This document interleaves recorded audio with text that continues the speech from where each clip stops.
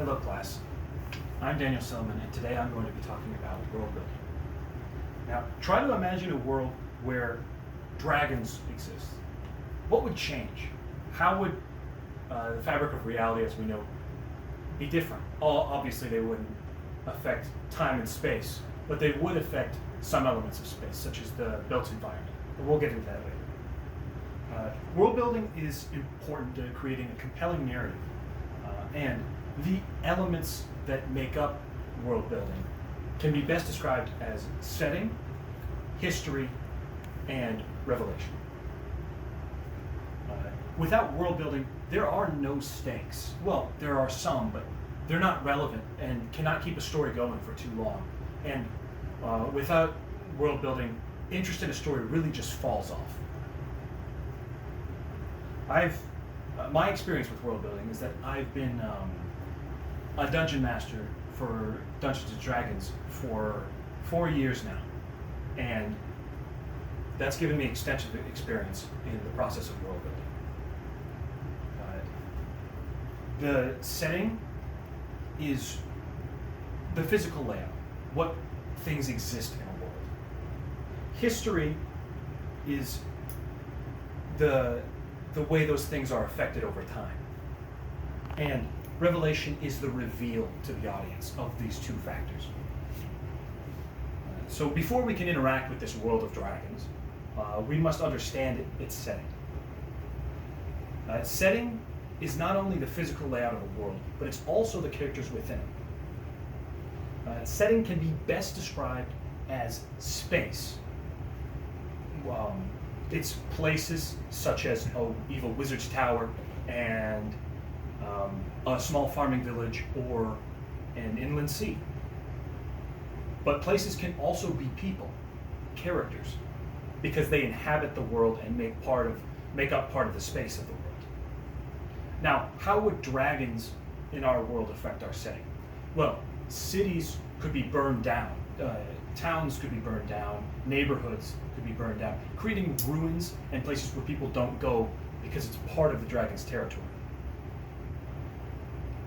There could also be new characters in this world called dragon hunters, or some sort of variation, where they hunt down the dragons or try some way to keep them away from civilization. For a narrative to have significant depth, we can't just have setting, we have to have history acting on the setting. History, like I said earlier, is the elements of time acting on a setting. So if setting is space, then history is time. History shapes setting just as people's actions over time affect the space around us. Included in history are backstory and character motivations and political events and other historical things of importance that have occurred throughout the timeline, such as battles in history that have caused landscapes to shift. Now, for dragons, this is important because it can affect where civilizations were originally put. If they're too close to the territory of a dragon, then they could have gotten burned down in ancient times. Now, we also have to think about what time we're in. Are we in modern day? Let's say we are for this example. And the political changes throughout history would be significant as well. The countries that got dragons on their side would have a lot more power than those that didn't.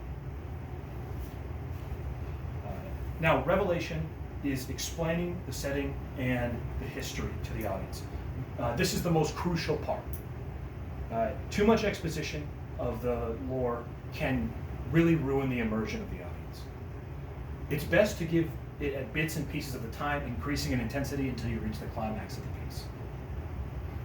Now, finally, for dragons involved in this, we could have our characters and we'd explain the lore of the events. First, we'd explain common knowledge, and then as time would go on, we'd explain character motivations, antagonist motivations, and political motivations in the world. Then we would, at the end, we would reveal ancient secrets and the villain's true motivations. And Um, to conclude, there are three basic elements of world building: setting, history, and revelation. All three are imperative to having a good narrative. Thank you for exploring the complexities with world building today.